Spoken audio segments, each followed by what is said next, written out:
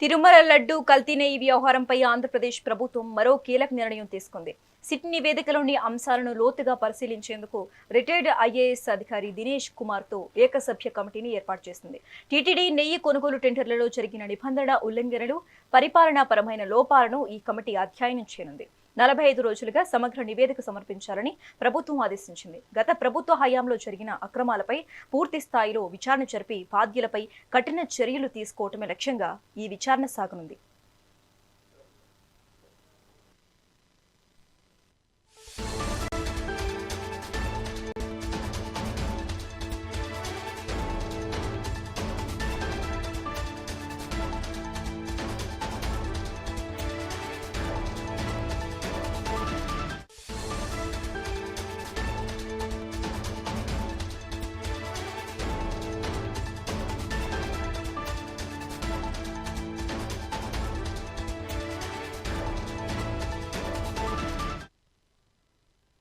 తిరుమల లడ్డు కల్తీ నెయ్యి వ్యవహారంపై ఆంధ్రప్రదేశ్ ప్రభుత్వం మరో కీలక నిర్ణయం తీసుకుంది. సిట్ నివేదికలోని అంశాలను లోతుగా పరిశీలించేందుకు రిటైర్డ్ ఐఏఎస్ అధికారి దినేష్ కుమార్ తో ఏకసభ్య కమిటీని ఏర్పాటు చేసింది.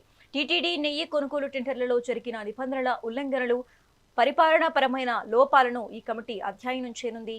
45 రోజులుగా సమగ్ర నివేదిక సమర్పించాలని ప్రభుత్వం ఆదేశించింది. గత ప్రభుత్వ హయాంలో జరిగిన అక్రమాలపై పూర్తి స్థాయిలో విచారణ జరిపి బాధ్యులపై కఠిన చర్యలు తీసుకోవటమే లక్ష్యంగా ఈ విచారణ సాగనుంది.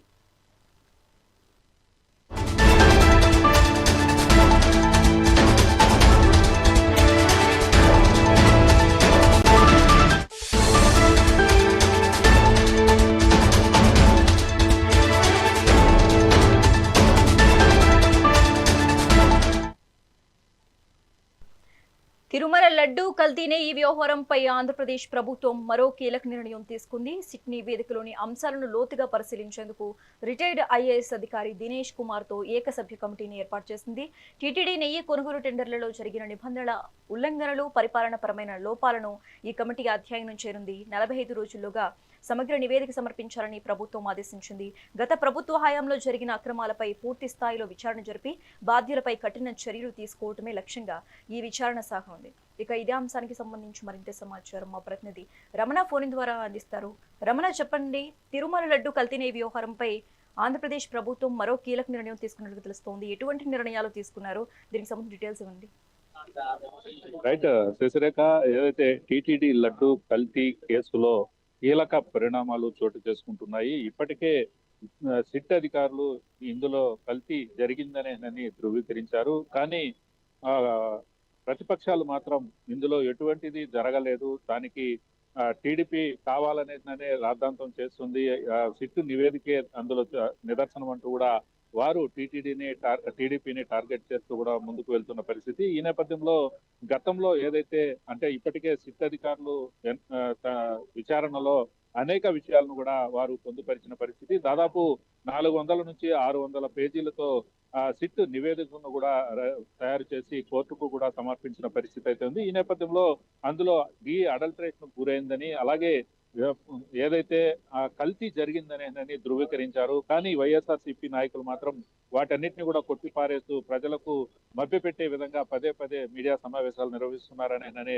ఆరోపణలు వినిపిస్తున్న నేపథ్యంలో ప్రభుత్వం ఒక కీలక నిర్ణయం అయితే తీసుకున్న పరిస్థితి అయితే ఉంది. ముఖ్యంగా లడ్డు కల్తీ విచారణకు సంబంధించి గతంలో అంటే ఏదైతే తిరుమల తిరుపతి దేవస్థానానికి సంబంధించి అక్కడ నిబంధనలు ఏ విధంగా ఉంటాయి, ఆ నిబంధనలను అప్పుడు ఏ విధంగా వారు ఉల్లంఘించారు, అసలు నిబంధనలను ఏ విధంగా సడలించారు, ఇవన్నీ ఎందుకు చేయాల్సి వచ్చింది, వీటన్నిటి మీద కూలంకుషంగా విచారణ జరిపించాలని కూడా ఏకసభ్య కమిషన్ నియమించింది ఏపీ ప్రభుత్వం. ఈ ఏకసభ్య కమిషన్ కు ఏదైతే commissioner retired IAS Dinesh Kumar ఎవరైతే ఉన్నారో అతన్ని నియమిస్తూ కూడా ప్రభుత్వం కాసేపటి క్రితం ఉత్తర్వులు జారీ చేసిన పరిస్థితి అయితే ఉంది.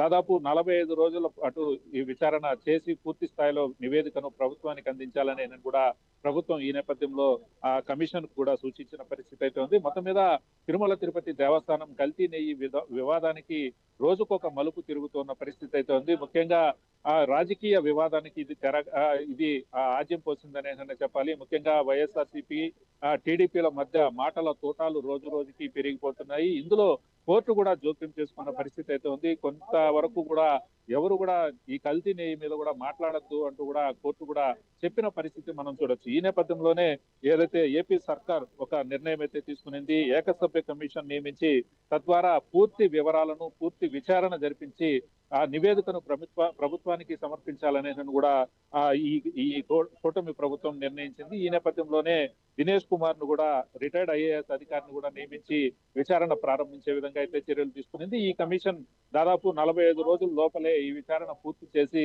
ప్రభుత్వానికి నివేదిక అందించే పరిస్థితులు ఉన్నాయి. దాదాపు సిట్టు ఇప్పటికే అన్ని కోణాలలో విచారించిన పరిస్థితి అయితే ఉంది. కానీ ఇందులో కూడా తప్పుదాలు ఉన్నాయని పదే పదే వైఎస్ఆర్సీపీ ఆరోపిస్తున్న నేపథ్యంలో ఈ కమిషన్ ద్వారా మరింత విషయాలు కూడా బయటకు వచ్చే అవకాశం ఉంది కాబట్టి ఖచ్చితంగా విచారణ అయితే ఆ విధంగా జరిపించాలని, ఈ విచారణ అంతా కూడా 45 రోజుల్లో పూర్తి చేసి ప్రభుత్వానికి అందజేయాలని ప్రభుత్వం ఈ విధంగా ఆ ఏకసభ్య కమిషన్ కూడా నియమించి తద్వారా ఆ విచారణ ప్రారంభించే పరిస్థితులు అయితే స్పష్టంగా కనబడుతున్న పరిస్థితి అయితే ఉంది Shashirekha. Okay right, thanks for the updates Ramana.